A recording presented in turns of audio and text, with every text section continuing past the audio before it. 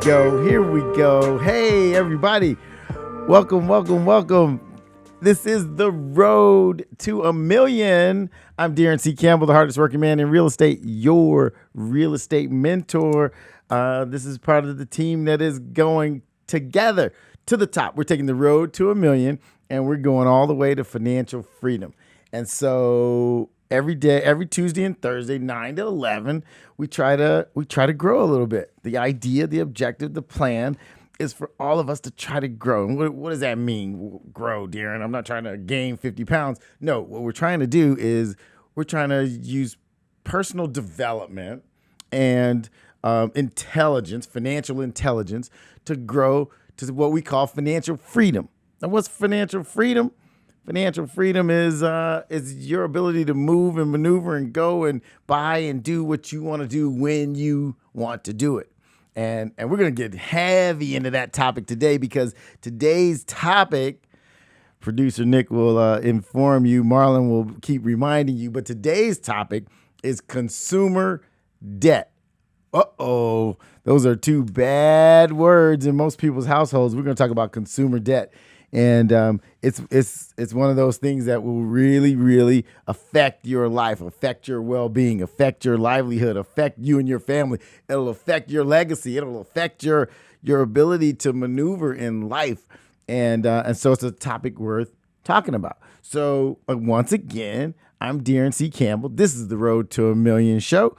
You can we're at roadtoamillionshow.com. We're also seen at rolloutshow.com. We're inside of Rollout Studios. This is where Speedy and friends do their thing. You can call. You can talk to me about these debt issues that we're going to deal with. Our phone number, when you're ready to call in and talk to me, is 747-888-3082. That's 747-888-3082. And if you want to chat about what's going on in your life, in your world of debt, then let's talk about it. Let's talk about how to cure it. Let's talk about how to get better. Let's talk about how to not be saddled down by silly things that, really affect our livelihood. That's what the Road to a Million show is all about. If you can, part of the Road to a Million is not just making more money. A lot of it is about eliminating bad debt, eliminating things that weigh you down. There's a such thing as good debt, and we talk about that all the time. Mortgages that help you grow your real estate portfolio and things that help you grow your cash flow. There's good debt. There's definitely good debt out there, but there's also bad debt. There's terrible debt that weighs you down, that hurts you, that hurts your finances, and we're going to talk about both of those. We're going to dig into that bad debt scenario, and you're going to get some eye-opening information. But why don't we just launch today's show, which is probably what we ought to do each time, and talk a little bit about what's going on in the world, what's going on in the world of finance that affects all of us. So let's talk about today's interest rates. How about that? So today, I always look for the kind of the best rates that are out there, and this is important for you. You go, I don't care about interest rates or mortgage rates because I don't own a home yet. Well, you ought to be thinking, if you don't own a home, you ought to be thinking, why don't I own a home? And is it to my advantage to own a home? And in many cases, you could own a home for similar money to what you're spending in rent. Did that occur to you? Did it occur to you that mortgages are not impossible to get? Mortgages are cheap, relatively speaking. Historically speaking, mortgages are cheap. And I'll just tell you, let me give you some examples. The 15-year fixed rate mortgage, best one I could find today, 3.2%. 3.2% interest, ladies and gentlemen. Ask your mother, ask your grandmother if that's cheap money. That is cheap money, okay? Very, very cheap money. The 30-year fixed rate loan is 3.36%. That means you could get a mortgage, lock it in for 30 years at 3.36%. Ladies and gentlemen, that's cheap money. If you don't, trust me when I tell you, that's cheap money. If you may not be very well versed in the whole land of mortgages, but trust me when I tell you, under 3.5% money is super cheap money. And so if you have the opportunity to own something, then it might be to your advantage to do so. If you want to, if just on a basic level, there are possibilities for people who to own a piece of real estate and pay the equivalent or less than they're paying in rent. Would that feel like an advantage to you or not? I mean, imagine this. How long have you been paying rent? Let's just say you've been paying rent for 10 years. You've been paying rent for 10 years. All right. We just came out of a phase in the marketplace where values of properties went up on average 111 straight months. Okay. 111 straight months of increased values. And this is just in general, across the country. This long period of prosperity that we've had since the last recession has been more than 10 years. I just said 111 months. Can you imagine? More than 10 years of increase. So if you had purchased a home 10 years ago, on average, the value of your home would have doubled. 10 years to double. So if you were, instead of renting, if you had purchased a home 10 years ago, let's just say the value of your home was $400,000. 10 years ago, if you bought that home for $400,000, on average, that home was worth close to $800,000 right now. So when you flash back and go, what did I do for the last 10 years? And you're proud about how you paid your landlord for the last 10 years. Well, trust me, he's proud about it too, because you hooked him up. Ain't nobody happier than your landlord right now. And so what we like to do on the road to $1 million is kind of show you some pathways that might get you in an ownership position that might help you stop funding somebody else's retirement and start funding your own. How about that?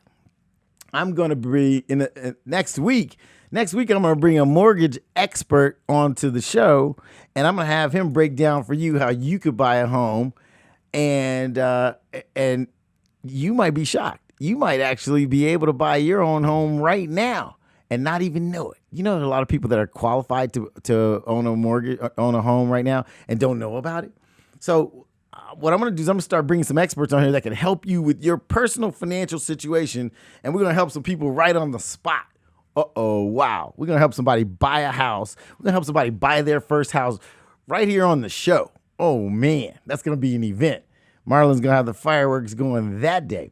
All right, so let's just recap. I just told you a 15-year fixed mortgage. Now, let me talk about what a 15-year fixed mortgage is in case you guys don't know. I mean, I talk fast and maybe I blow right by you. You can buy a home, and if you put that home on a 15-year schedule, that mortgage on a 15-year schedule, that means it'll be paid off in 15 years at 3.2% interest. Okay, let's just do a little history check. This is 2019, right? It's almost over, though. This is 2019. 15 short years ago, what were you doing? Okay, what was 15 years ago? It was 2004. 2004 to me, I don't know about you guys, but 2004 to me seems like 2 years ago. Literally, it just feels like it's about 2 years ago. But if you had taken out a 15-year mortgage in 2004, today, 2019, your house would be paid off. Holy cow. Let's just stop. Let's just do a little flashback. You know how Facebook does those little flashbacks? 10 years ago, 9 years ago, you became friends with Joe Schmo 8 years ago. 15 years ago. Was Facebook even alive 15 years ago? But maybe not. But 15 short years ago, 2004. You guys remember the millennium, the Y2K and all that stuff? If you can remember that, ladies and gentlemen, that was 19 years ago. Was the whole world going to collapse because of the internet and the Y2K? Some of you youngsters might not remember that, but all of us older folks remember that like it was just a few years ago. That was 19 years ago. If you had gotten a 15-year mortgage in 2004, we would be popping champagne because you would be making your last mortgage payment this year and you would own your home free and clear. Wait a minute. And it would have gone up more than 100% in value in that same period of time. Do you understand what I'm saying? Are you hearing me, people? If you bought a house, let's just play with the example I just talked about. If you bought a house for $400,000 in 2004, and you had, assuming you had a mortgage of 3.2% fixed for 15 years, today, 2019, October the 1st, 2019, you'd own that house free and clear. Wait a minute. You bought it for $400,000. You'd own it free and clear. And today it would be worth $800,000. Just on average. I'm just giving you a ballpark average. $800,000. So not only would you own a house free and clear, no mortgage, no payments, no nothing, it would have doubled in value. So now you would have a net worth. If you never made another financial move, you'd have a net worth of $800,000 today. What's your net worth? What's your net worth? Have you checked it lately? Have you done the math? Do you know what your net worth is? Do you know what a net worth is? Come on, people. We got to wake up. And that's what today's show is all about. Waking the hell up and getting your finances right. We're going to talk about debt today. I just told you about some good debt. 15-year money, 3.2%. 30-year fixed money, 3.3%. I'm going to bring an expert in here that can talk to you about a zero down loan next week. Wait a minute. Hold on. Zero down and the money's that cheap? Why on earth would you be paying somebody else's mortgage, making them rich, if you could put zero down, pay a note that's similar to what your current mortgage is, and own it yourself? Instead of paying Mr. Man's mortgage and he made the $400,000 and you made his payment. Wait. Let me just double check that. You made the payment for him. So you paid the house off for him and the value doubled from 400 to 800. Let me think. What did you get out of the deal? And what did Mr. Landlord get out of the deal? You want to stack those up next to each other? Who won that game? Okay, he won the last 15-year game. Now, how do we get you to win the next 15 years? Let's talk about that. We're gonna dive into this debt thing. We're gonna give you a 2-minute break. Nick's gonna entertain you with a little bit of music for 2 minutes, and when we come back, we're gonna talk about debt. We're gonna talk about consumer debt. We're gonna talk about how to get you out of debt. Let's go. We'll see you in 2 and 2. This is the Road to $1 Million show. I'm Daron C. Campbell, the hardest working man in real estate, and I am your real estate mentor. We'll talk to you in a minute.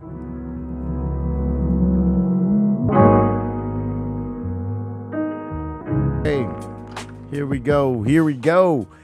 Welcome back. This is the Road to $1 Million show. I'm Daron C. Campbell. This is roadto1millionshow.com. I'm Daron C. Campbell, the hardest working man in real estate and your real estate mentor. Today we are talking about debt. And there's good debt and there's bad debt. And there's mortgage debt and then there's consumer debt. Oh boy, consumer debt. Those are bad words in most people's lives because consumer debt can be like a financial albatross. It could be like a financial, oh my gosh, a weight, a brick tied around your neck, and it could literally slow you down in the financial game. It can really mess with your life. And so what we ought to be thinking in terms of is our ability to minimize consumer debt so that we can maximize our other opportunities, which might include some good debt. But let's talk about consumer debt. And I think this is an important topic because I think a lot of us sort of float through life without acknowledging some real things. Okay. And I want to help you. I want to help you acknowledge some real stuff. It might be hard to swallow, but we need to hear it. So let's just start with this thing called consumer debt. Now, consumer debt is your credit card debt. It's your loan, your car loan debt.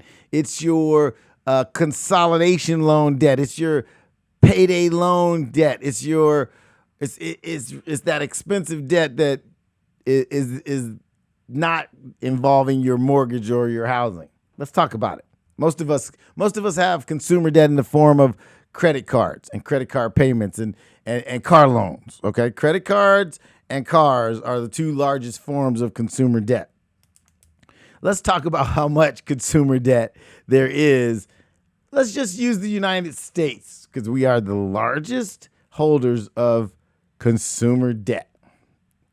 Let me just tell you, and I don't have the latest numbers, but from a little while ago, the last time I checked, the consumer debt balance in the United States was $2.4 trillion.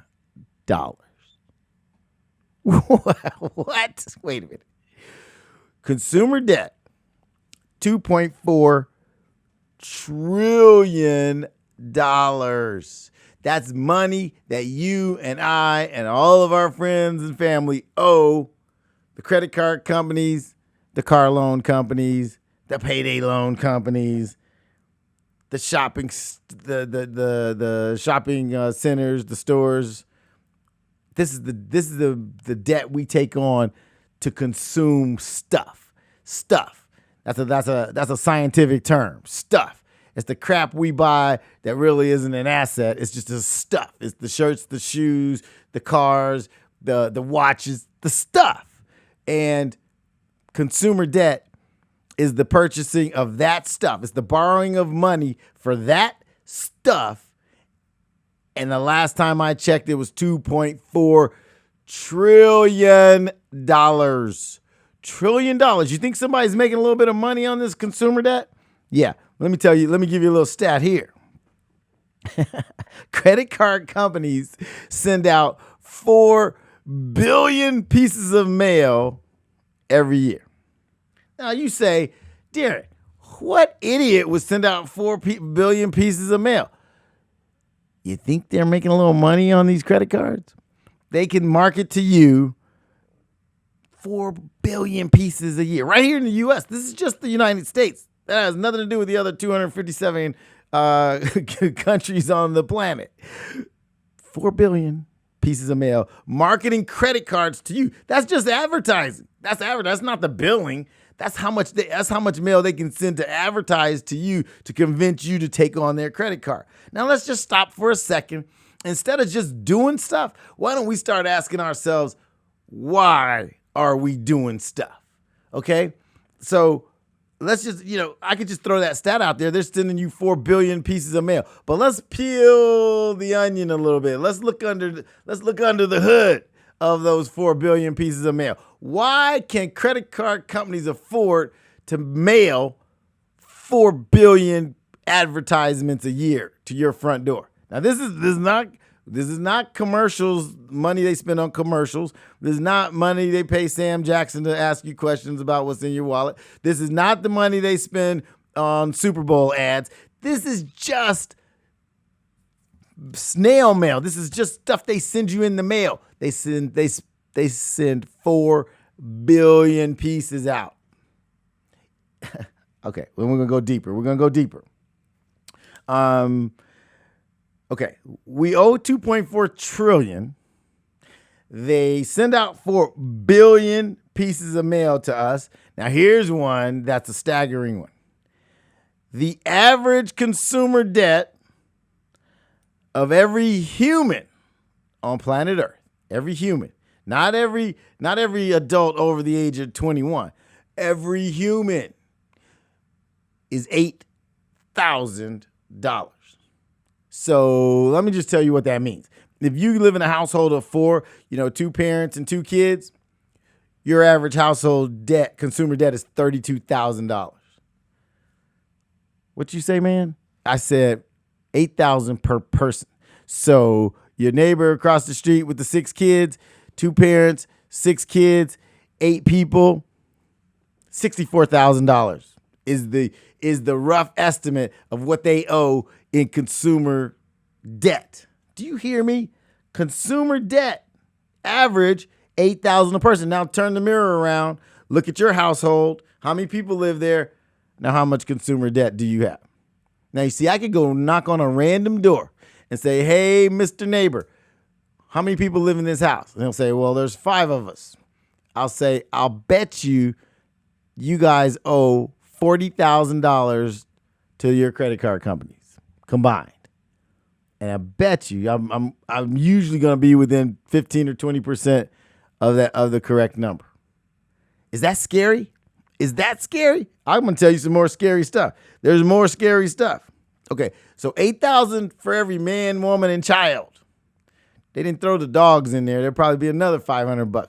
But there's $8,000 on average, $8,000 worth of consumer debt in every household in the United States. Oh my God.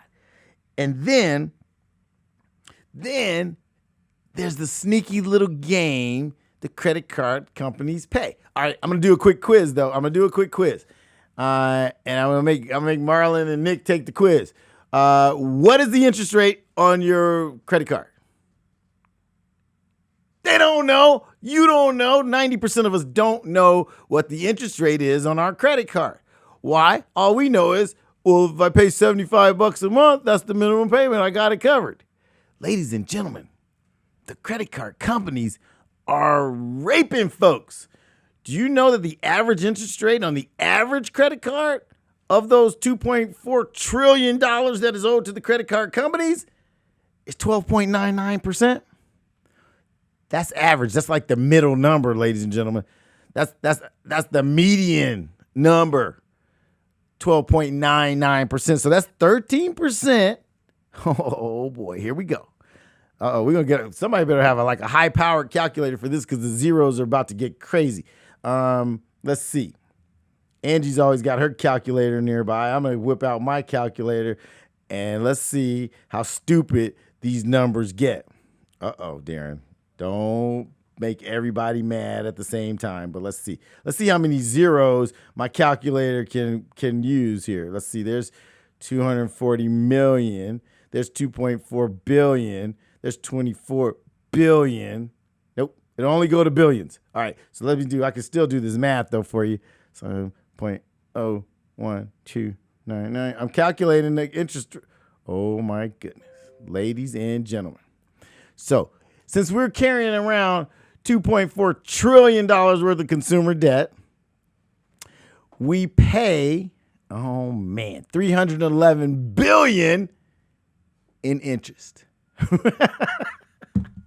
That doesn't even lower your balance.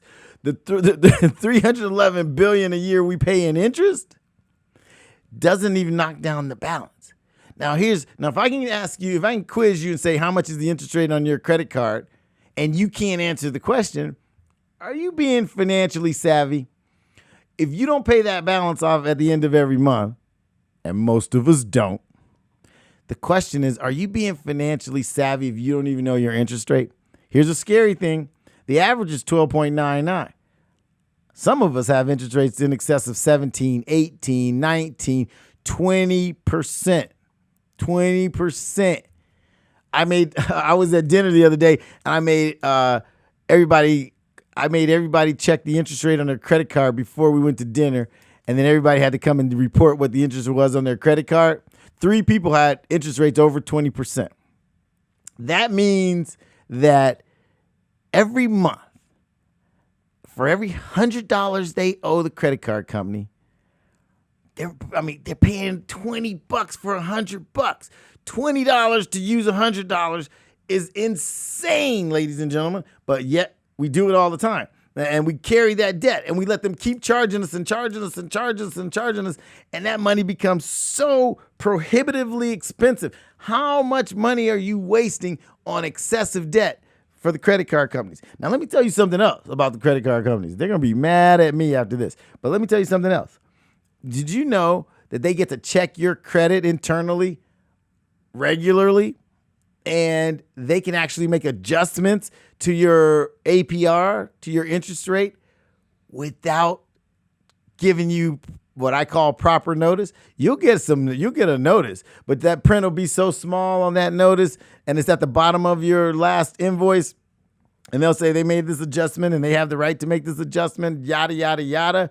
And you don't pay attention because all you see is I owe them, I'm going to pay them $100 this month. I'm going to pay them $75 this month. The minimum's $50 this month. But the fact is, right in front of your face, without you having to sign and give them permission, they adjusted the rate on you.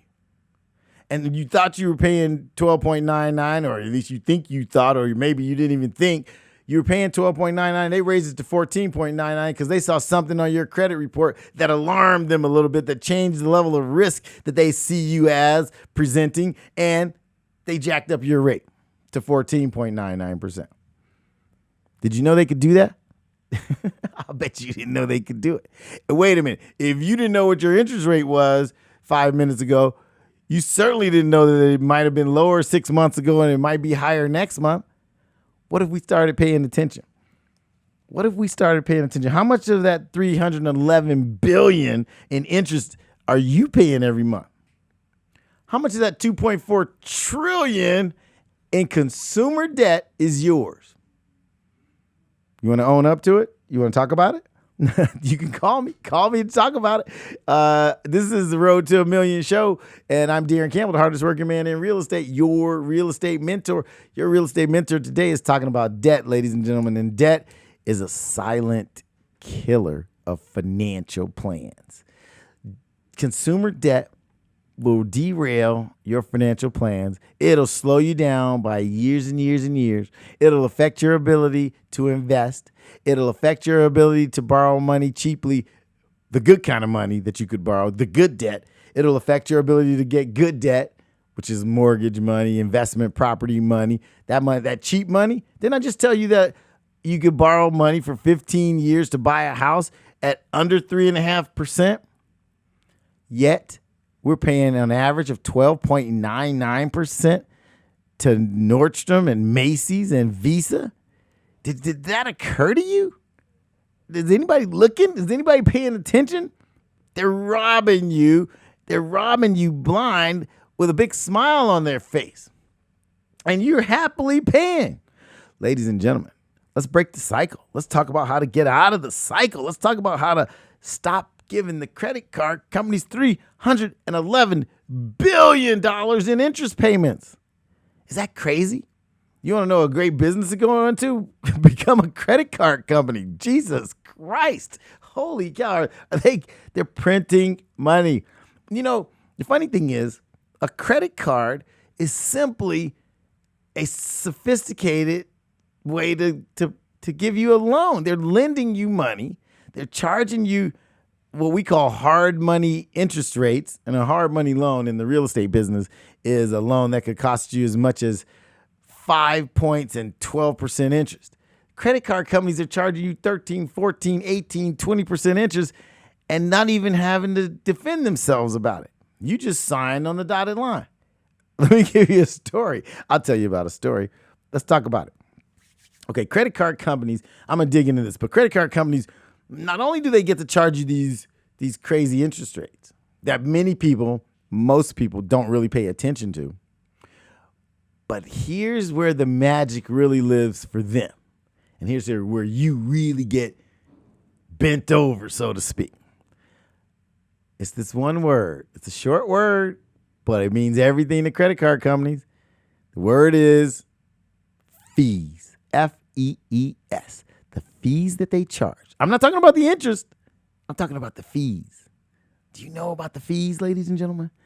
Fees are a way credit card companies get so much more than their interest that it's mind-boggling.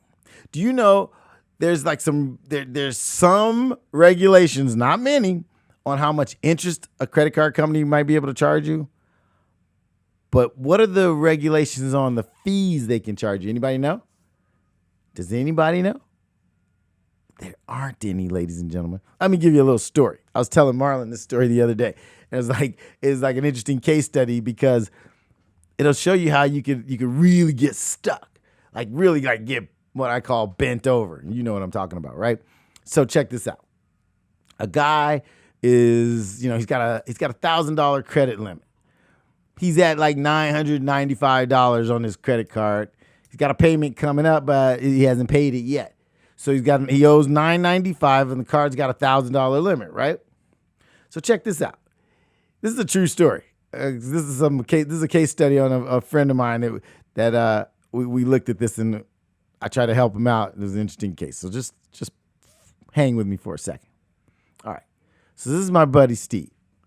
Steve owes $9.95 on a credit card. He's got a $1,000 limit. Steve, without really thinking about it, goes to have lunch. He's downtown. He's having lunch. He's guy's hungry. Stops. He uses the credit card to buy his lunch. Now, the credit card company didn't decline him.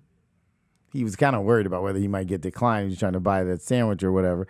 And they didn't. They approved the sale. No problem. $15 for lunch. But wait, what was Steve's balance? $9.95. You paying attention? Steve just spent how much on lunch? $15, right? On his credit card. Where's that take him? Where's his credit card at now? It's at $1,000. And what is that? $1,010, right? Okay, he's $10 over his limit. No big deal, right? No big deal. Well, guess what happens? The minute Steve goes a penny over his spending limit, the credit card company charges him a fee, a $35 fee for going over the limit. They didn't decline him. They went ahead and approved the charge, but there's a $35 fee for going over the limit. Okay. So they charge him this $35. Steve's not paying a whole lot of attention. He just pays his minimum payment like he did last month. Pays his minimum payment. The $35 fee didn't get paid. Steve then, okay, so you just got charged $35 for the $15 charge. So to keep track here, lunch just went from $15 to $50. Okay. Steve had an auto pay something that went, his payment didn't knock his payment down very much. So one of his auto pays knocked him over the limit again because he didn't pay it down enough to get it below he got it below the limit when he made his payment, but his auto pay kicked in and he went over the limit again, right? So normally where he pays his minimum payment, it gets him down low enough so that his next payment, his next auto charge, and you guys, we love these auto charges, don't we? His next auto charge took him over the limit again, $35 again. Hold up, wait a minute. Steve didn't pay attention again, so now he's over his limit. And then when he made his next payment, he didn't even hit the payment. He didn't get the payment below the $1,000. So on month 3, Steve pays attention to his statement, and he's got $105 in late fees. I mean, overdraft fees. $105. So the $15 lunch cost $120. And when Steve calls to complain about the crazy charges, he goes, "What is this? What is this?" They said, "Well, sorry, sir, you were over your limit, and there's an automatic $35 charge for going over the limit. And then when you made your payment this past month, it didn't take you below the limit, so we had to charge you again."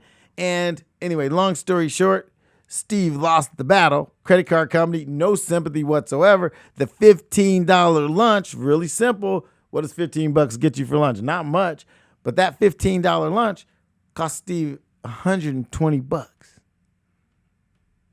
Are you paying attention? Are you watching your finances? Are you watching your credit card? Are you watching your limit? Are you watching the interest they paid? Oh, and guess what? Not to mention, now $105 is just the fees. Don't forget, Steve's paying the interest on the $105 also. So the $105 really is probably more like, depending on how long it takes him to pay it off, he's paying over 12.5%, 13% on the $105. So the credit card company just stuck him for well over $100 for a $15 lunch that took him slightly over the limit. You see how they get you? And there's no rules or restrictions on how much that fee could have been or had to be or needed to be. They just decided you go over by a penny, bam, $35 charge. $35. They got an extra $105 off of Steve. The funny thing is, if you added all the fees into your interest rate, most of us would have an interest rate in excess of 20% because of the fees they charge. I know some credit cards that have just ridiculous fees attached to them. And, people pay those fees happily many times, but you got to ask yourself, what am I really paying for and what is it doing for me? We got to dig deeper. I got more facts for you.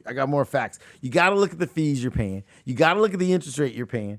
You got to pay attention to how much balance you're carrying, because if you do the math, let's say most of the credit cards, most of the system is designed to keep you in debt. Do you understand? We owe them $2.4 trillion. They're making $300 billion in interest. Are they interested in you paying off your debt? You think they're excited about you paying off your debt?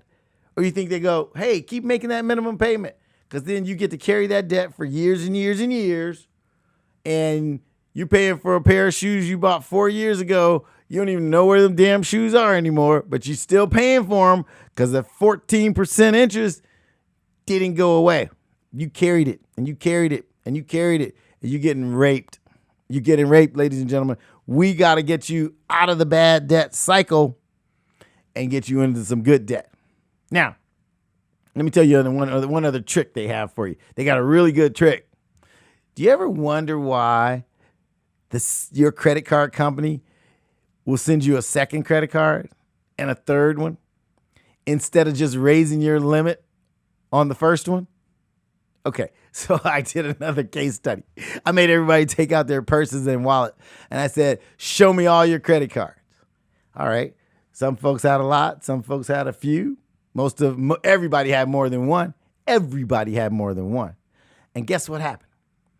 More than half the people had more than one card from the same bank. So they had the blue card, and they had the freedom card, and they had the sapphire card, and they had the chocolate card, and they had the raspberry card, all from the same bank. And I stopped and I go, that's interesting. You got 4 different credit cards from one bank. Now, and so we said, let's talk about that. Okay, this one is I get bonus points for traveling, and this one I get cash back for this, and that one, if I use it for groceries, then they give me some points, and so I said, okay, so you got 4 credit cards from the same bank, and you use them for different purposes, but they all have interest rates of, let's say, an average of 10%, and so my question was, why don't you just have one credit card? Since it's the same bank, why don't you just have one credit card? And so they couldn't really explain it to me. They just told me that they use them for different things. Oh, that one's business and that one's personal. I go, but you are the person and you own the business. So you got 2 different ones, right?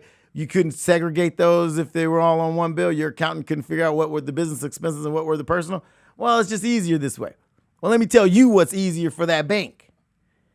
They charge you fees for all 4 cards. Let's say the average fees to own that card, to service that card, let's just say it's $100. Instead of giving you one card for $10,000, they give you 4 cards for $2,500 each, and they get to charge you the annual fees 4 times. Now, you could do the same. You could have the same impact on your life by having one card with a $10,000 limit. But you go back to the same bank, or rather, they come to you and offer you another card and another card and another card.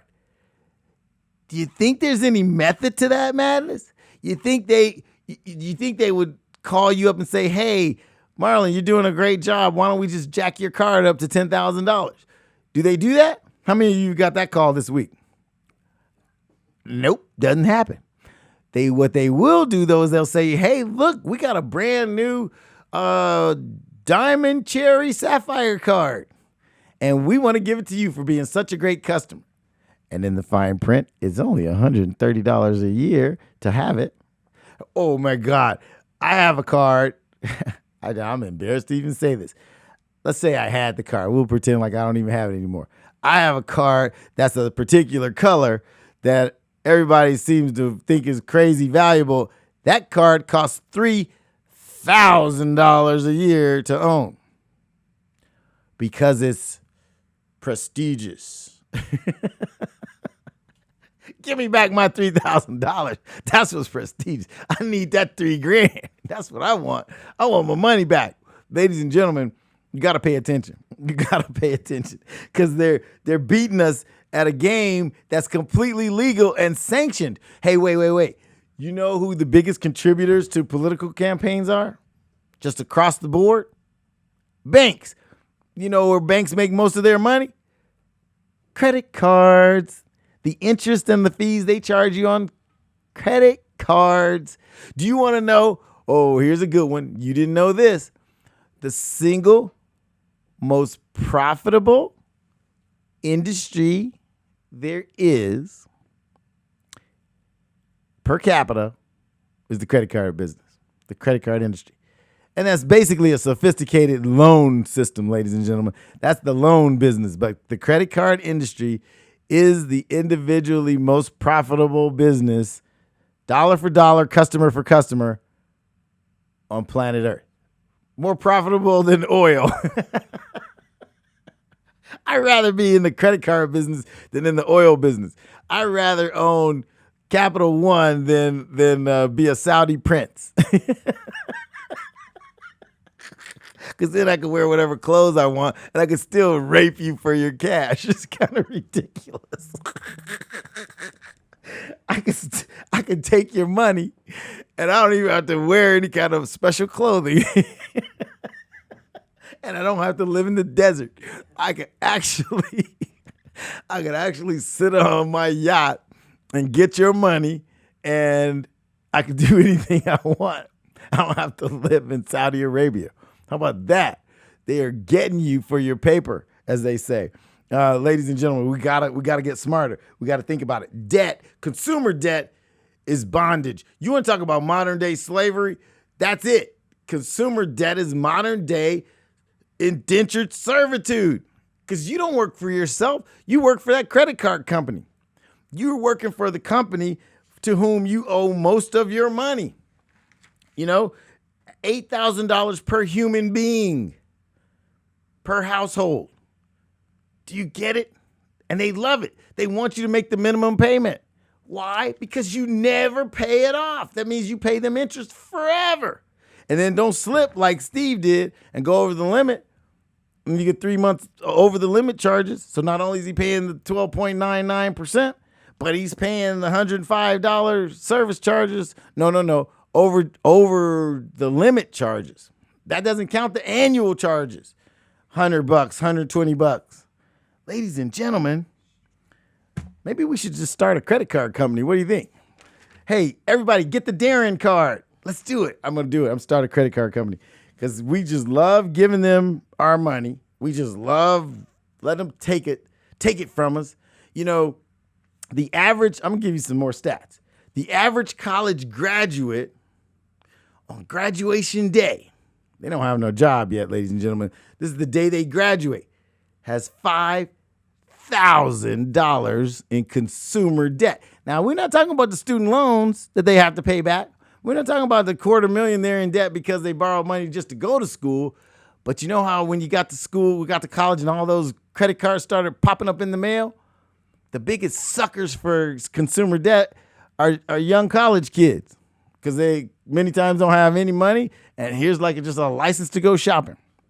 And how many of us go shopping when they send them to us? Guilty. I got to UCLA and literally I was only 18 years old. Technically, I wasn't even old enough to accept the debt they were willing to give me. 18 years old, credit cards just start showing up in my mailbox. And you know what I thought? I thought what a lot of us thought. Free money, free money. And I got a Macy's card like the third day of school. I'm like, I didn't even know. How did they even know I was here? How did Macy's even know I was at UCLA? Like, man, they're doing their homework. And I got this Macy's card. I opened it up. There's a burgundy Macy's card. And And I opened up the letter attached to it, and it said, your credit limit is $290. Ladies and gentlemen, you want to see a brother jump up and down for joy?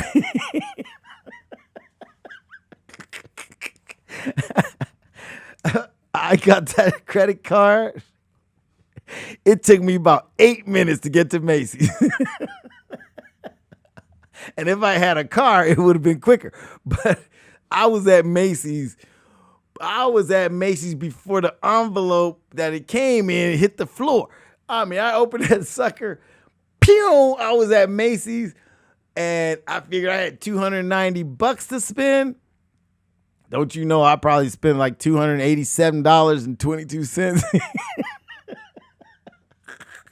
the first day. Okay, Marlon's cracking up because he feels me. He did the same thing. Macy's gave me $290 free dollars. Oh, it was free. It came in the mail. I didn't have to do anything for it, so it was free money, right? I went to Macy's.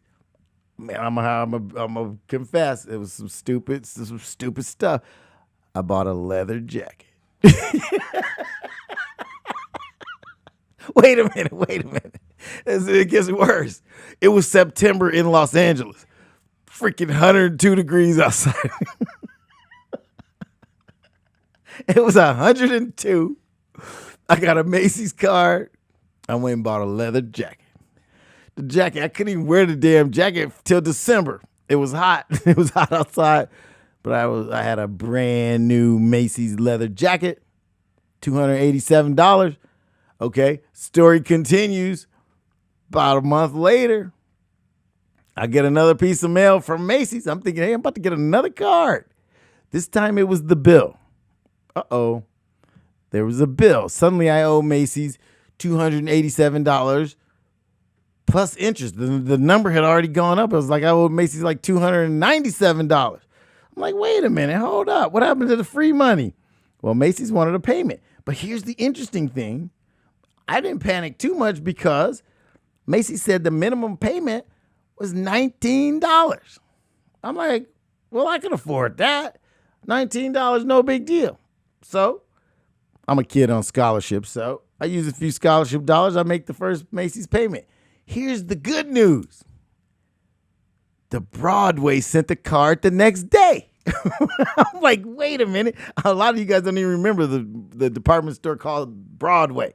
Well, Broadway sent me a card like 2 days after the Macy's bill had come due. I'm like, well, Macy's must have passed my information over to Broadway, though, so they sent me some free money. Broadway sent me a credit card, and my credit limit, I would never forget. I don't know where they got this number from, but my credit limit was $333 at Broadway. I'm thinking, I haven't been to Broadway too many times, but I'm about to find out what they sell. So where did I go? Straight to Broadway. Broadway, hey, it was much like Macy's. Matter of fact, if you were inside one, you wouldn't know which one you were in. They looked just alike. And guess what they had? They had cool jeans and shirts and shorts. And I'm just a poor kid from Dorsey High. I didn't have a lot of money or anything. I'm on scholarship at UCLA. I didn't have extra money for clothes and whatnot. So Macy's and Broadway subsidized me. They were like, here you go, sonny boy. Here's some money. And what I never looked at, not even once, was how much was this money going to cost? What was the interest rate on this money? How long would it take me to pay off if I made the minimum payment? Ladies and gentlemen, I did the math a few years later. Okay, look, check this out. So Macy's had a $19 minimum payment. And Broadway, of course, they gave me a $333 limit. I didn't use the whole limit. I know that's what you think. I went and spent $333. I didn't. I spent $315. And so I said, I used some self-control. I only spent $315 at Broadway. So long story short, I did the math. Macy's wanted $19 a month. Broadway wanted $24 a month. And if you did the math, I finally, years later, looked at what the interest rates were, looked at how much money I spent. And if I had paid the minimum payment only, now I couldn't buy any more stuff because I was at the limit. But if I paid the minimum payment only to get rid of the Macy's and the Broadway charges, they both would have been at zero 6 years after I graduated from college. So it would have taken me 10 years to pay for the leather jacket and the jeans and shorts and t-shirts. 10 years at the minimum payment to get rid of the clothes I bought in the first month of college. Think about it. Think about it. Was the credit card company happy that I went and used up all that money? Oh, later on I found out the student credit cards that were at this special rate, it was 19% interest. So 19% interest. Can you believe that? Do you know what your credit card rate is? Everybody needs to, on this next break we're going to take, you should go get your credit card statement. You should whip it out. Look at the part of the credit card statement you never look at, which is where the APR is. That's the interest rate, ladies and gentlemen. Look at what your interest rate is. Pay attention. Forget about the minimum payment. You know you're going to make that. But I want you to look at how much are you really paying for that money so that we can get real with our finances. See, it's time we got real with our money. It's time we quit brushing it under the rug and acting like it's not really there. It's time to acknowledge. It's time to get real. It's time to get better with our debt. Let's get smart. You guys in the mood? How about that? Everybody go get your credit card statement. We're going to take about a 3-minute break and we'll be back. This is the Road to a Million show. I'm Daron C. Campbell, hardest working man in real estate, your real estate mentor, and we'll be back. Coming back. Here we are. We are back. Ladies and gentlemen, welcome back. Welcome back. This is the Road to a Million. We're at roadtoamillionshow.com. I'm Daron Campbell, the hardest working man in real estate and your real estate mentor. Today, we are talking about debt. Consumer debt has been the main topic of conversation, and we're talking about how to get out of the debt prison that many of us live in. I consider it like a prison. I consider debt like being in bondage because you are a slave to the people that are charging you all of this interest for the use of their money. And many times you're using the money for things that are frivolous. And I mean, we do this as the largest consumer nation on planet Earth. But many times we're being fiscally irresponsible because what it costs to consume, what it costs to use that money is not cheap, ladies and gentlemen. It's, matter of fact, for many of us, it is detrimental to our financial proliferation. I find a reason to use that word every show. Our financial proliferation is being stagnated by consumer debt. And a lot of times it's really sneaky how they get you and you don't even know you're being got. Wow.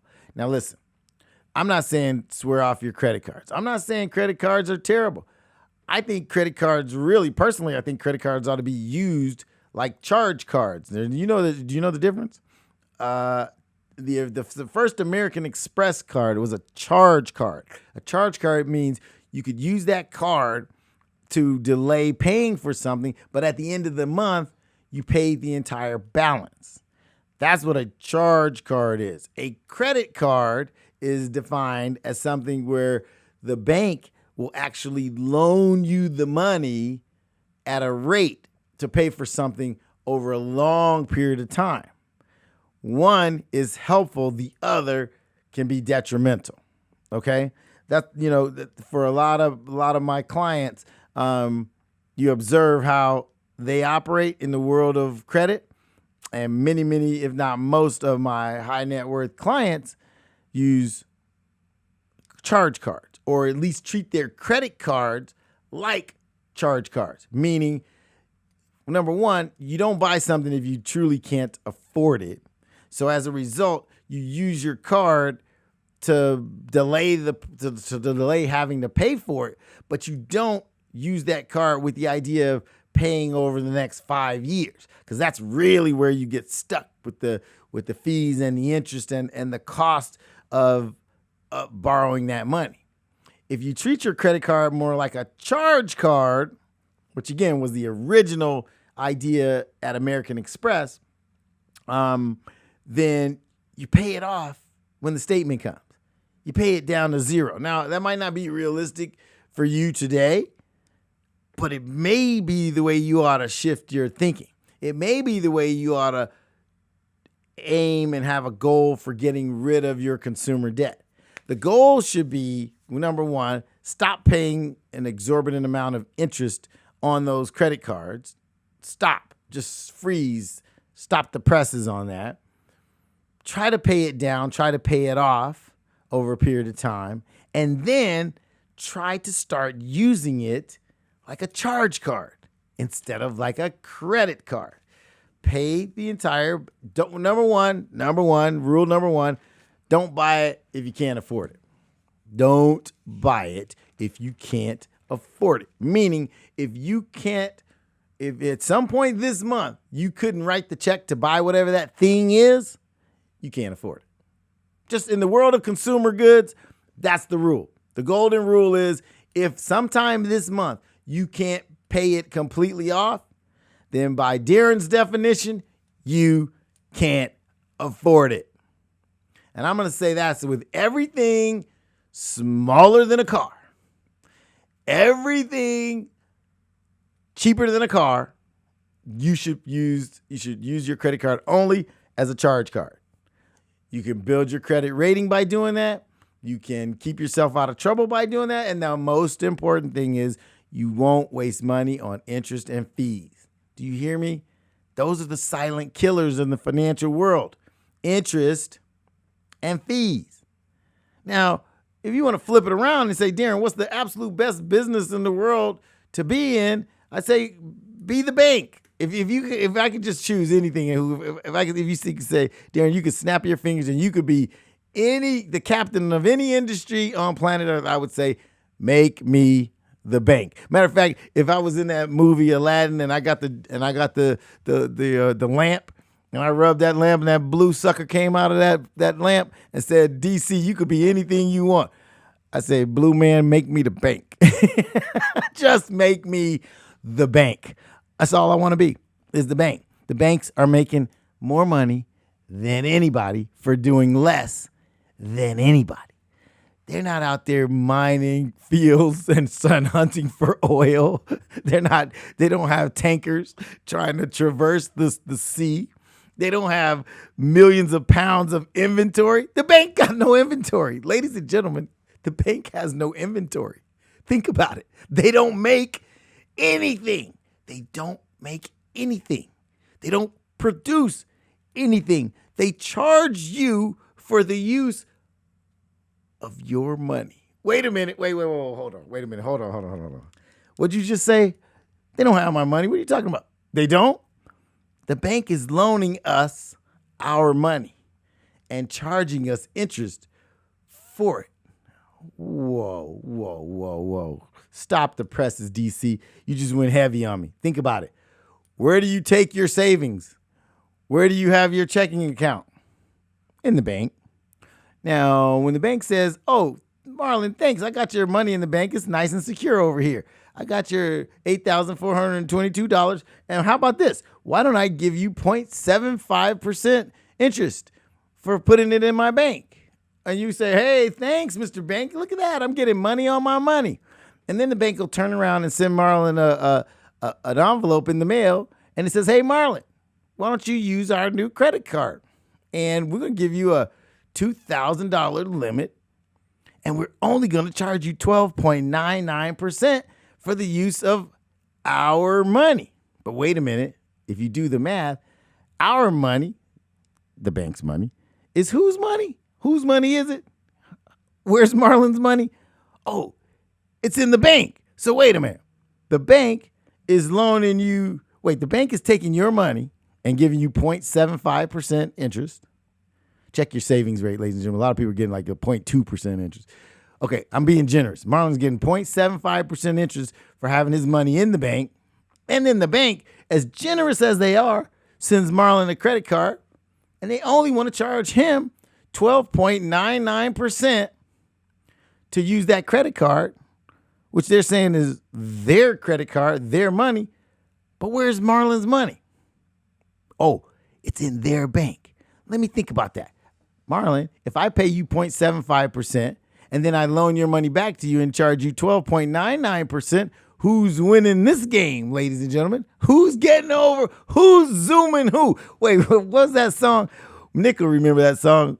Marlon might be too young. Who's zooming who? Who made that song? We got to ask Speedy. Listen, ladies and gentlemen, the bank is zooming you. Look and see what your savings rate is. I do this all the time just to torture myself.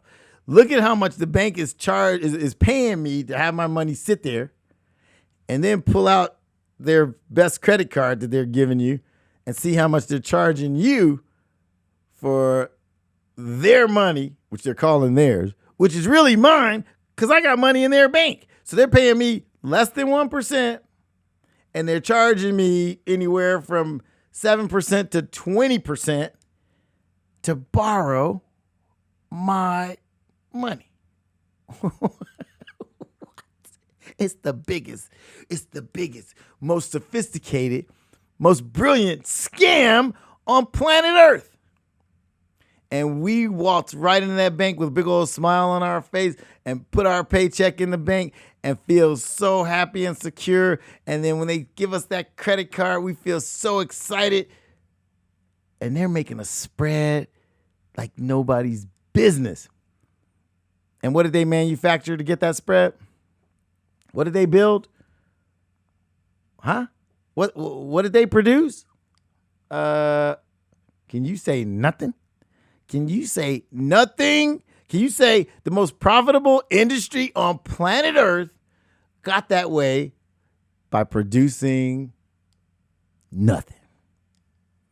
Now, if that's not the best game in town, I don't know what is. So when the genie comes out of that lamp, if you find the lamp before me, just say, hey, genie, I want to be the bank.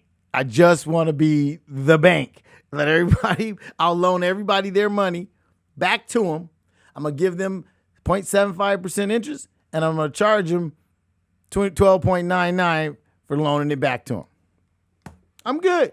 I'm good. I didn't need any money to start the bank because you gave me yours. And then I loaned it back to you for more than 10 times what I'm paying you to deposit it. Whoa. Heavy, man. Heavy. Where do you live? What are you doing? How are you systematically winning or losing the game? Where are you in the equation, ladies and gentlemen? I'm going to suggest we all do a financial checkup.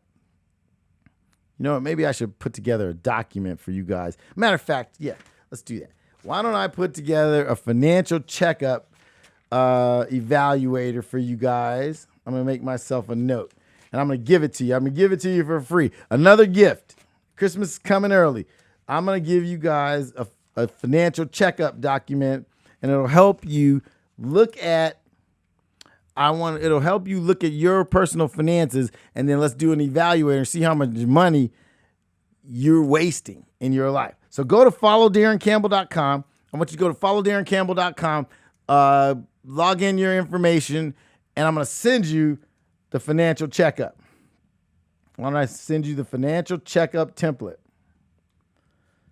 All right, I'm making myself a note because I'll forget, but Marlon will handle the details. So go to followdaroncampbell.com, followdaroncampbell.com, put in your information, log in, and we will send you the financial checkup template. Does that sound good? It's time to get better, ladies and gentlemen. It's time to get smarter. Pretending like we're not overpaying in interest, credit card interest, pretending like we're not overpaying for, I've seen some people. Okay, wait.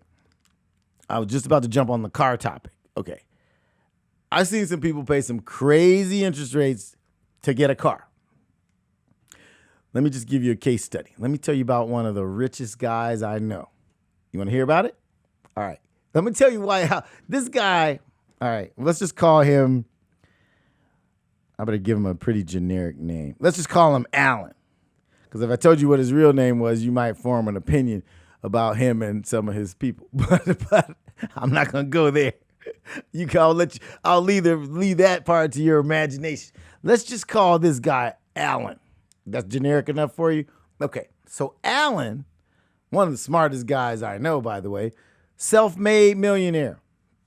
Self-made millionaire. Matter of fact, Alan is such a wealthy guy that he bought an apartment building from me and paid all cash for this apartment building. Now, when I say he paid all cash, he didn't bring a suitcase full of cash. He just paid the full amount for the building. Now, this is a building he bought this building for $1.4 million. It was just a little bitty fourplex. He paid $1.4 million. And Alan is one of my best clients. You know why? Because he paid cash. No loan, no nothing. No financing period. No loan contingency. No nothing. He liked the building. He wanted to put his mom in a cool building and invest at the same time. So what did he do? He paid $1.4 million cash for a 4-unit apartment building in a really nice neighborhood. He moved his mom in, and now he's moving on to the next investment. But I digress, because let me tell you all about Alan and how he made his fortune. Okay, Alan, about 20 years ago, decided there's a huge market for people, and we won't talk about who those people are. We'll just talk about people. We'll just call it everybody. There's a huge segment of the market who don't qualify for what they call A-paper car loans. Daron, what's an A-paper car loan? Well, an A-paper car loan is the type of loan that Ford or General Motors or Tesla or Mercedes-Benz will give to the best borrower. Somebody with a 750 FICO score or higher.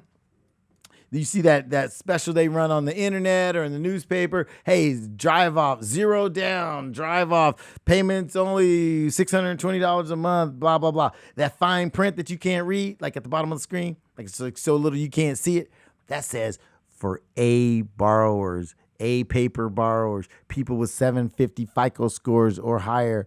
Okay, if you're not one of them, then you ain't an A paper borrower now, are you? You're a B or C paper borrower, meaning your FICO score is a little lower than 750, and they can go as low as, I think they go as low as 475. So I'm not going to call out your name, but if you got a 475 FICO score, you got work to do, my brother. All right, let's talk about that, though. So Alan says there's this huge segment of people in the market who can't qualify for the best car loans. So what's the next best thing for me to do? Alan decided to go into the car finance business. But Alan's quickly figured out that people with bad credit will almost sign for anything to get that car that they want. So what did he do? He started a finance company that charges 21% interest for a car loan. Wait a minute. What are you saying, man? This guy finances cars at 21% interest. Do you hear me? So everybody out there, they just gotta have that Lexus. They gotta have that Benzo. No matter what their credit score is, Alan will loan you the money. He'll loan you the money for that Benzo. He'll loan you the money for that Infiniti you gotta have. Man, I need a new whip. Oh, man, let me go shopping. Oh, wait, my credit sucks. Wait. The finance manager at the car dealership goes, we got a company owned by this guy named Alan. He'll finance you. Alan will finance you. He'll charge you only 21% interest for that car loan. Now, you want to ask me how Alan has $1.4 million in cash to pay for an apartment building? It's because you borrow money from him at 21%. He'll finance any car you want, and they'll charge you 21% interest. Wait a minute. 21% interest. If I finance you at 21% interest for a 5-year loan for a car that costs $50,000, at the end of 5 years, how much have you paid for that car?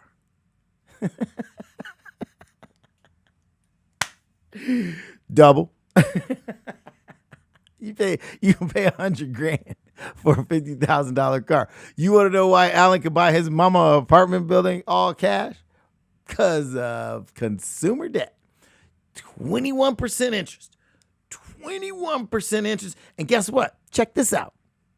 I talked to Alan. I was like, well, how many people are stupid enough to pay 21% interest for a car?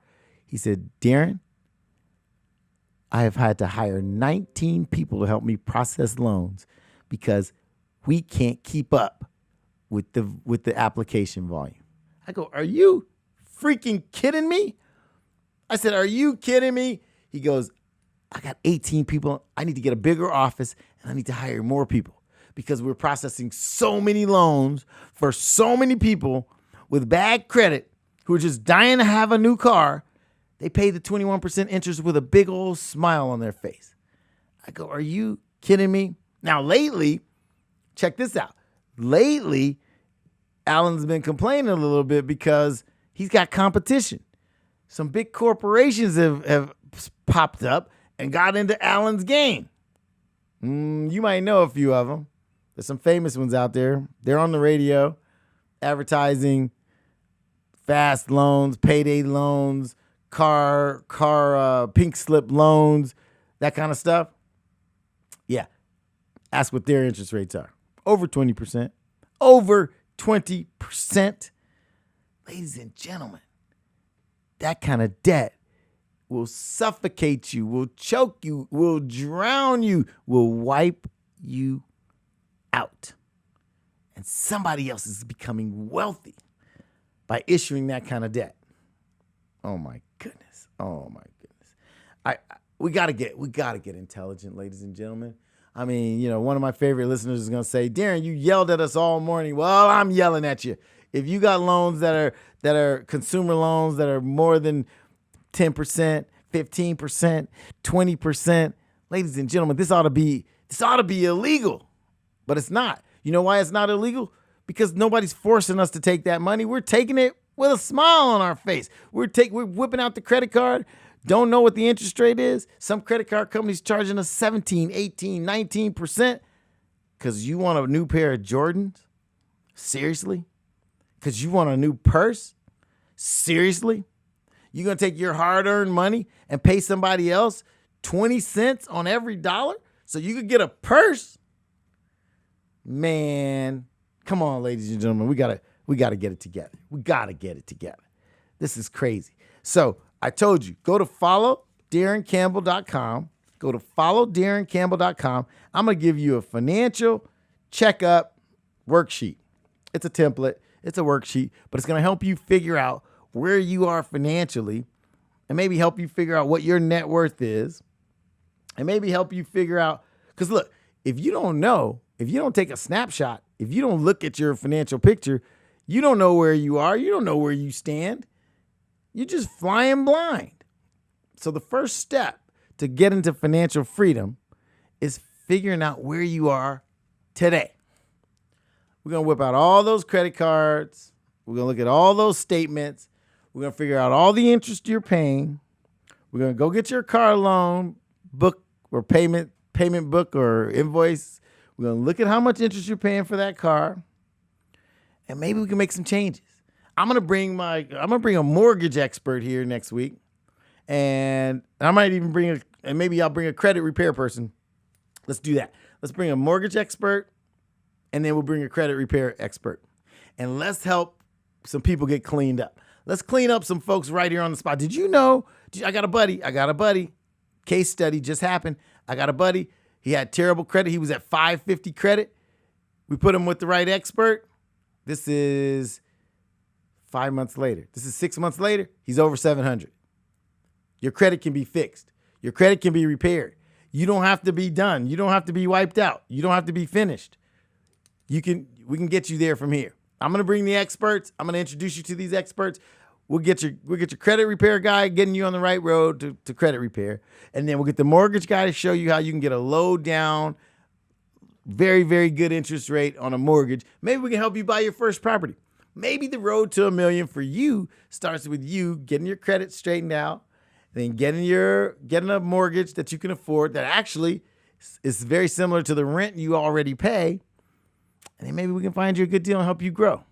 I don't know. Maybe that's what the road to $1 million is supposed to be for you. Maybe that's what it's all about. Maybe that's my calling. Maybe that's why I'm here. Maybe I'm your real estate mentor. Maybe I'm Daron C. Campbell, the hardest working man in real estate. We're going to go to a short break right now. We'll come back. We got more good info for you. Hey, thanks for hanging in there. If you got a call, if you want to talk to me, 747-888-3082. 747-888-3082. Welcome to the Road to $1 Million show. We'll be back in a minute. Here we go. Hey, the Road to $1 Million show is back. Here we are. We're back. I'm Daron C. Campbell, the hardest working man in real estate. I am your real estate mentor, and this is the Road to $1 Million show. We're broadcasting live on roadto1millionshow.com. We're broadcasting at rolloutshow.com because we're in Rollout Studios. This is where Speedy and friends keep you laughing all afternoon. In the meantime, I'm here to drop a little financial wisdom on you. So look, we're talking about debt today. We're talking about debt. We're talking about consumer debt. We're talking about good debt versus bad debt. And just a quick summary of that is good debt, mortgage debt. Good debt is debt that you take on so that you can grow financially. And when I say that, I don't mean just own a house just to own a house. I mean own a house strategically. I mean own an income property strategically. For many of you, and we'll help you do your financial analysis, and we'll help you break down, where you ought to be going and what you ought to be doing with your money. But for many of you, your first home purchase should probably be a duplex or a triplex. We talk about that all the time. I am an income property specialist, if you will, and I believe that if you said, Daron, what do I need to do to get my life in order, get on track right now? Okay, let me tell you the steps. You ready? Number 1, reduce your consumer debt. All right, that's what we're talking about today. Consumer debt, credit card debt, car loan debt, payday loan debt, charge cards, stores. Oh my goodness, all the different stores, all the different department stores, all the specialty stores. We've got a credit card for all of them, and they're all charging you an inordinate amount of interest, a bad interest rate. That's bad debt, ladies and gentlemen. So let's get rid of the bad debt. Step 1, reduce your bad debt. Okay? I'm going to give you that financial snapshot. I'm going to give you that template so you can look at your financial picture, and then we got to systematically start knocking out that bad debt because it's killing you. It's killing you financially. Okay? Number 2. Let's get your credit into impeccable shape. Let's get your credit into impeccable shape. Let's get your credit score over 700. You see, the crazy thing is about this system, about this world, about this land of finance we live in, it's like if you've got bad credit, then all the debt that you get is like double the price of the people who got good credit.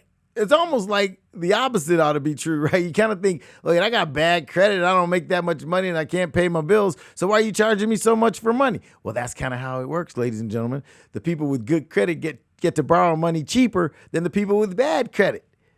It's kind of crazy, right? It's kind of like, seems like it would be reversed, but the system is not here to help you. It's not here to save you. It's here to reward good behavior and punish bad. It's just what it is. The system rewards good behavior and it punishes bad. You got bad credit, we're going to charge you a lot of money for everything you try to borrow or buy on credit. You got really good credit, hey, here you go. Take our car with the best loan, take our mortgage with the lowest rate. Good credit, ladies and gentlemen, is very, very valuable to your life. You overpay for things if you don't have good credit. You simply overpay for people more than people who got good credit. They pay less for everything. That car. Check this out. Let me give you a quick case study.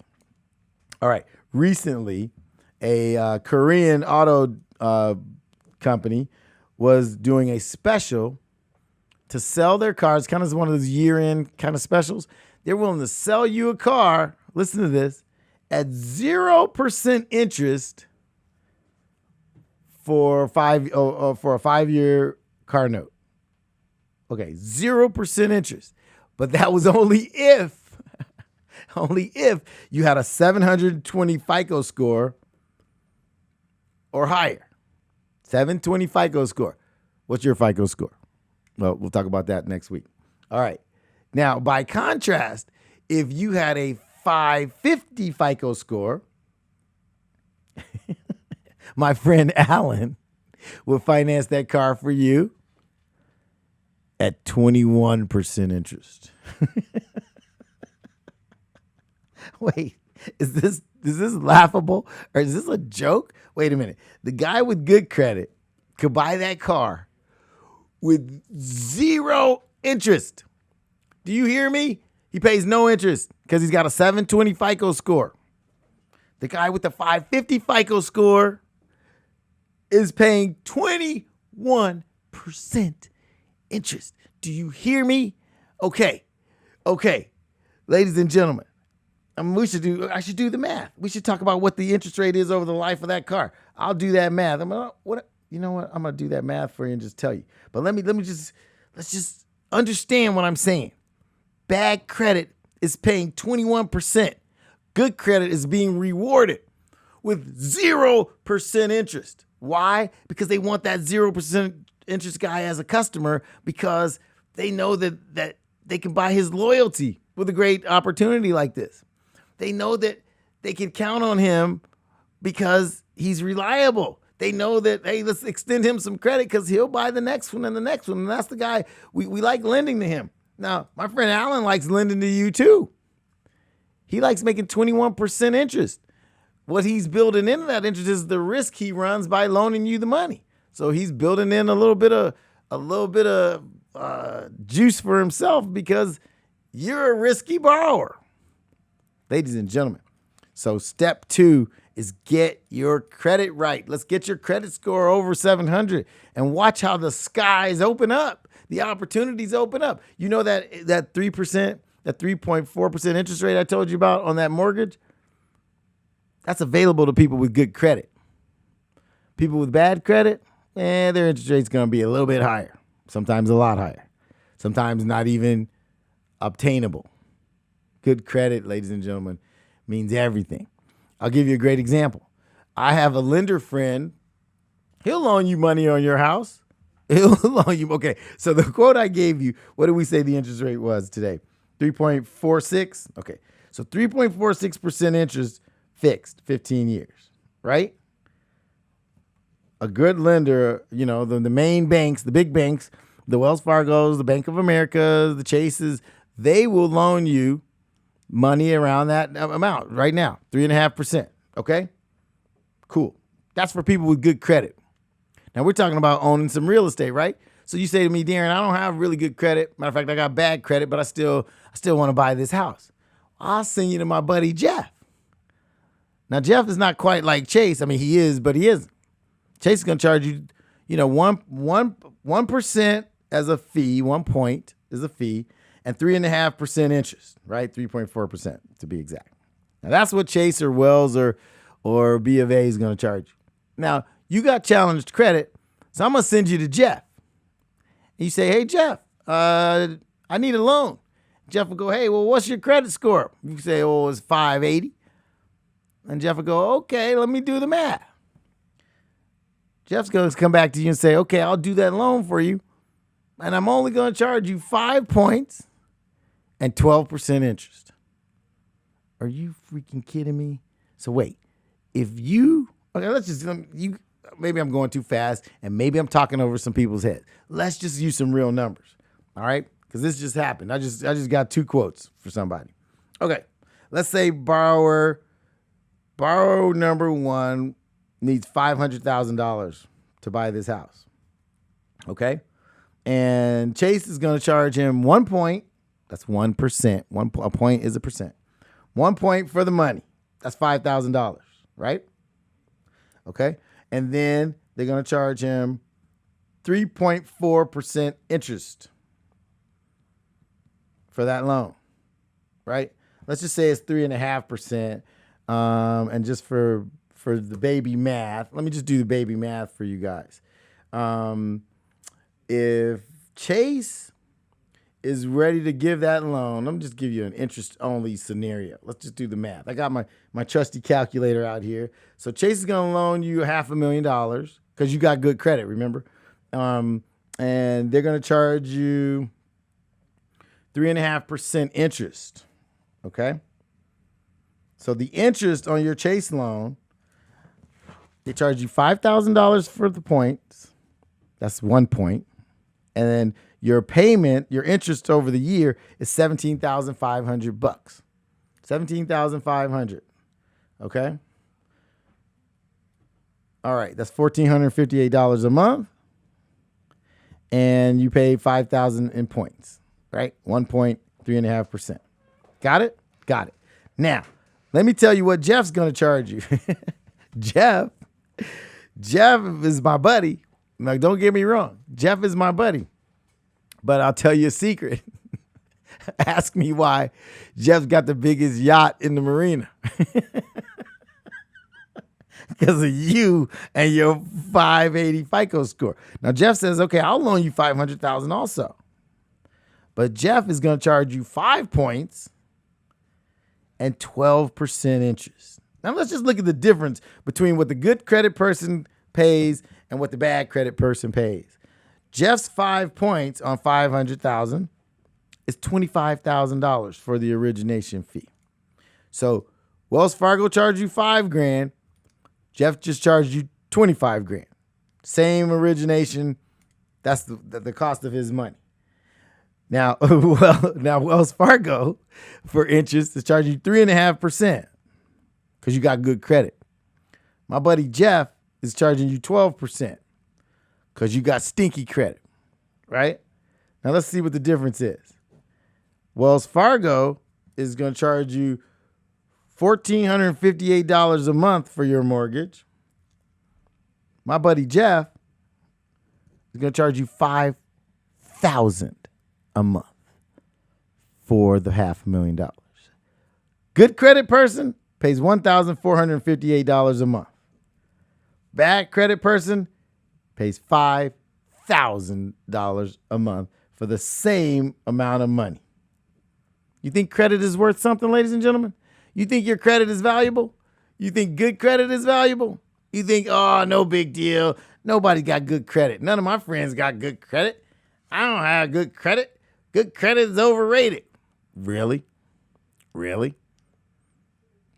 Chase, B of A, Wells Fargo are loaning you money at 3.5%. Jeff, we call him a hard money lender. Jeff's charging you $5,000 a month. Which borrower do you want to be? So, step one is we're going to reduce your bad debt. That's your credit card debt. That's the consumer debt. Step two, we're going to get your credit up over 700. You'll be able to borrow money with the best money. You'll be able to borrow the cheapest money. Okay? And then step three is going to get you a favorable mortgage on a piece of property that you can own and help you grow financially. Something you can own and say is yours, but also if you buy it the right way, it can make you money. And we'll talk about that. So that's what we'll get into over the next week. We will talk about how to reduce your bad debt, accelerate it fast, how to jump your credit fast, and how to get you into ownership position on a piece of property fast. Would that be helpful? You think that'll be helpful? You think if we help people become financially intelligent and start owning real estate in a profitable manner, you think that'll be good? You think that's what my calling is? I think that's what I'm supposed to do. I'm supposed to teach the people how to become financially free through real estate by reducing bad debt, increasing credit, and owning real estate. Whoa, I think that's why I'm Daron C. Campbell, the hardest working man in real estate, and I think that's why I'm your real estate mentor. I think that's why I was put here on planet Earth, to kind of help lead you out of financial slavery and into the promised land. What's the promised land? Financial freedom. What's financial freedom? Is when your income, your passive income, pays for all your expenses, pays for all your overhead, and you become free. That's what it's all about. That's where the financial promised land is. Maybe there's a metaphor in there somewhere. Let's see. You got to get out of financial slavery and we got to get to the land of financial freedom. And maybe I'm Black Moses. I'm supposed to take you there. That's what I am. I'm Daron C. Campbell, the hardest working man in real estate, your real estate mentor. I got a couple of questions here. The phones are blowing up. People got questions. Okay. Somebody says, how much of my credit limit should I be using at once? You want to know my answer to that one? You should be using as much of your credit limit as you could afford to pay back at the end of this month. Whoa. How about that? Did I just mess you up? You got a $10,000 limit. It doesn't mean you should charge that card up to $9,000 because look at how much interest you're going to pay if you don't pay that $9,000 off for 2 years. Do the math. Do the math. I think you ought to use that card just as a bridge until you get your paycheck or until your money comes in, but as short a period of time as possible. What I don't want you to do is carry a lot of debt. Think about it. If your credit card is you got a $10,000 limit and you use all of it and your interest rate is 15%, think about it. Think about it. That money, just to have the bank's money, costs you $1,500 a year just to use their money. Think about it. So the answer to that question, John, is when you say how much of my credit limit should I be using at once, as much as you can pay back by the time the bill comes. There you go. That's the answer. There ain't no two ways about it. Don't carry any of that debt. Don't pay that credit card 1 penny of interest more than you should, than you have to. That's bad debt. Okay, here we go. How many credit cards should I have or use when trying to rebuild my credit? Good question. I love that question. Well, my answer, one. You should have one. I almost used a bad word. I'm trying to clean up my language. So if you got crappy credit, I could have used the other word, but if you got crappy credit, start like this. Get a secured credit card. Like if your credit's really, really bad, get a secured credit card. A secured credit card is one where you have a deposit and they loan you money based on the deposit for that credit card. Now I'll come back next week. I'll give you some, next time we're on the air, maybe Thursday, I'll give you the name of some secured credit card companies. But here's the goal. And I love that question. Here's the goal. The goal is to have one incredibly good credit card with an incredibly low interest rate, and you use it and you pay it off. And you use it and you pay it all the way off. And you use it and you pay all the way off. And anytime you don't pay it all the way off, your interest rate's only 3 or 4% anyway. It's these 14 and 15 and 20% credit cards that are killing us. So how many cards should you really have?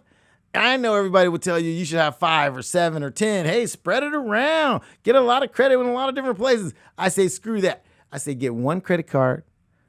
I don't mind you having a high limit on that credit card, but I only think you should buy what you could afford to pay off by the time the bill comes. There you go.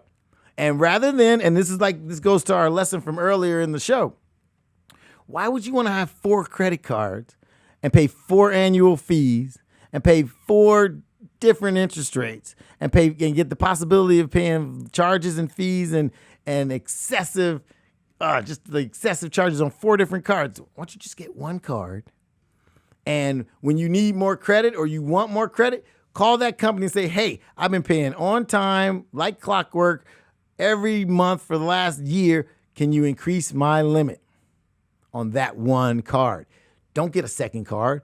Get one card. Get one killer card. Oh, I'm going to give you a little advanced tactic. Want an advanced one? Check this out. Go and get a cash back credit card. Now, if you got good credit, you can go get one of these cash back credit cards where they give you up to 4% back on the money you spent. Now, let me show you some magic. Oh, you guys got me getting into the magic already. Let me show you some magic. Now, if you follow my philosophy and only charge what you can afford to pay back, then that means your balance will be 0 after each billing cycle, right? You charge $500, you write a $500 check. You charge $1,000, you write a $1,000 check a few weeks later, right? Here's the thing. With the cashback cards, let's just say you got one of those really good cashback cards that's give you back 4%. They give you back the 4% on money spent, not on money carried. So let's say you spend $1,000 this month. Say you spend $10,000 for the year. they're going to give you back 4% of that amount. That's $400 for free. And guess what happens when you pay the balance off at the end of every month? You don't carry any interest charges. All that interest that they want to charge you, you don't pay it because you've paid the card off. You don't owe them any money. Do you get it? That's a little bit of credit card advanced 202. Think about it. Think about it. Man, oh man, that's good stuff. All right. So one credit card and make it a really, really good credit card. The better your credit gets, the better you can shop for the best credit card, the lowest interest rate and the most benefits back to you. Some cards will give you points for travel. Some cards will give you cash back. I prefer the cash back cards because they give you back the money. I want the money. I don't want your points and I don't want your miles. I want the money. So look for the cards that pay back, that give you back the most money. All right.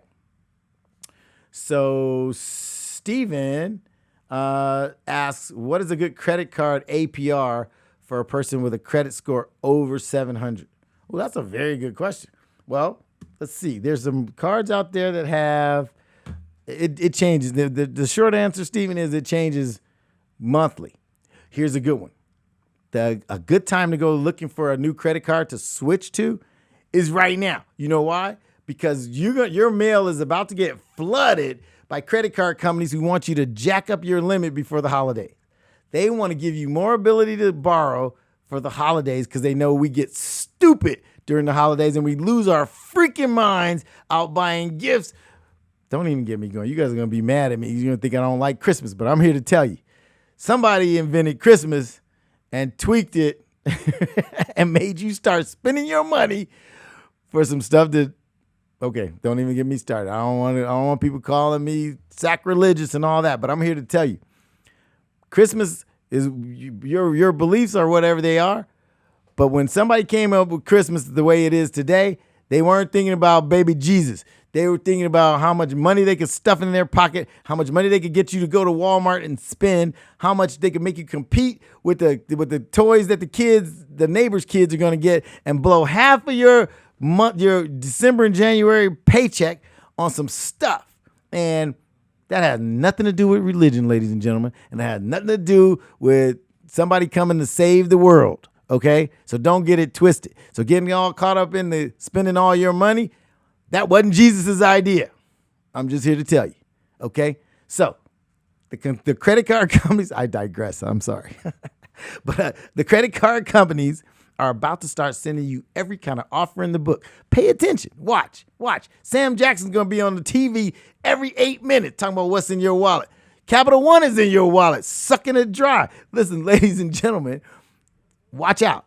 But it's a good opportunity. It's a good time of year, Steven, to look at different credit card companies and see what they're offering. I've seen credit card APRs for people with good credit scores in the 4s, like 4% money.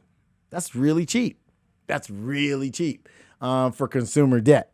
You could go to, oh wow, Google's finding results for me I didn't even ask for. You can, a lot of times you can use your relationships to get a good opportunity. So like, for instance, I got a really good relationship with my bank. I could walk in and talk to my banker and say, hey, what's the very, very best rate you have on a credit card right now? And she'll say, okay, well, right now we're offering an introductory rate of 2.5% for the first year for this card we have. That is an opportunity for me, if I'm carrying any other credit card debt, to take that card, accept that card from her, and move any balances over because it's only 2.5%. It's only for 6 months or a year. But look, if my other credit cards were at 6% and she's going to give me 2.5% for a year, I'm saving a bunch of money in interest by moving to that lower rate. And I'm telling you right now is an opportune time because the credit card companies want to push more credit cards into the street before the holidays. Watch the television. Watch your mail. You're going to get credit card offers on a daily basis. And so what I want you to do is kind of open your eyes. Be cognizant. How can you get a lower rate than you're currently paying? The goal here is to get rid of that consumer debt once and for all. It's a process, though. Nothing happens overnight. So why don't you start looking at what's coming in the mail, look at what Sam Jackson is offering on TV, and see how you can lower your current credit card payments and lower your credit card rate. The rate is way more important than the payments. Get the lowest rate you can because that's the amount of money you're being charged for the use of their money. It's really your money, but for the use of their money. So pay attention. And then once we get rid of your consumer debt and we get your credit up, then we're going to show you how to get a favorable mortgage so that you can start the investment cycle. But first, we got to clean you up. If you got issues, let's get you cleaned up. If you're ready to go, next week, we're going to have some mortgage folks on the show that are ready to take care of people who are ready to go.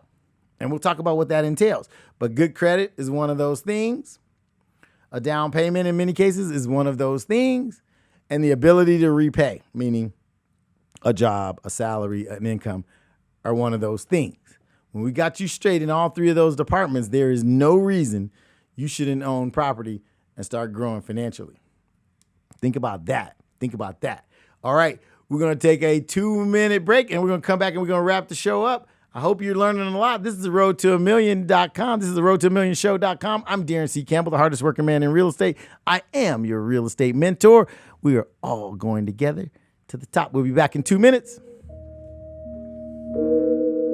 Hey, we are back on the Road to a Million. This is the Road to a Million show at roadtoamillionshow.com.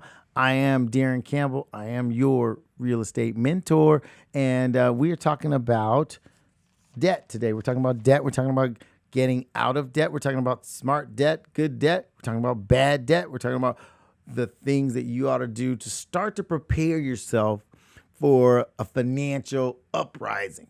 Okay, this is it's time for you to take control and face your financial future. Because if you do the very same thing that you've done, then you're going to get the very same thing that you got. Now, if you like what you got, then hey, you don't need me. But if you don't like what you got, if you're not satisfied with your lot in life, if you're not pleased, satisfied with what you've accomplished financially, then why don't we set out to make the next 10 years your decade? Let's make this next 10 years your 10 years. Let's make this your opportunity to turn things around financially. And you got a chance to do that. There's no time like the present. There are little steps you can take, little things you can do, little moves you can make today to start yourself on the road to financial freedom. You can get there from here. Believe it or not, time will pass and things will happen. And you can find your way out of that hole. And I'm just here to help. I'm here to reach down and give you a hand and try to pull you out of that financial hole. Does that sound good? Why don't we try that together? So I told you what the 3 steps are going to be. First, let's make sure you reduce, eliminate, erase bad debt. Second, let's make sure you got credit that makes you a favorable borrower, that makes you look good to the lenders, that makes you get the best interest rates, get the best mortgage rates, get the best opportunities. I mean, the people with good credit get all the benefits. And people who just don't care about their credit or don't pay attention to these things end up paying more for everything than everybody else. And then you're really making somebody else wealthy when you overpay for stuff. And if you got bad credit, ladies and gentlemen, I'm sorry, there's no 2 ways to chop it up. You pay more for the same stuff than people with good credit. So credit is essential. And then third, we're going to help you get a smart mortgage. The only really, really, really good debt is a mortgage on a piece of property that puts money in your pocket. To me, if you said, Daron, what is my perfect financial picture? I'd say you'd be $10 million in debt. That's perfect. You go, what? $10 million in debt? Yeah, because you'd own $20 million worth of real estate and you'd have $10 million in mortgage debt at 3%. That's the smartest money you could ever owe somebody. Listen, debt is good, ladies and gentlemen. Debt, think about it. If the bank will say, Daron, I'll let you buy that apartment building. It's worth $10 million and we'll loan you $8 million of those dollars because you got great credit and you got $2 million to put down. And they'll loan me that money at 4%. That's the best money I could ever borrow. So debt is good. Bad debt is bad. Consumer debt is bad. Let's get you out of the hole. That's going to be our project. This is the month of October. Let's get you out of the financial hole. Hey, call me Black Moses. I'm taking you to the land of financial freedom. I'm going to get you out of bondage. Let's get you out of the bondage called debt, bad debt. I'm Daron C. Campbell. I'm the hardest working man in real estate. I'm your real estate mentor, and I'll see all of you at the top. Make it a great day. Peace.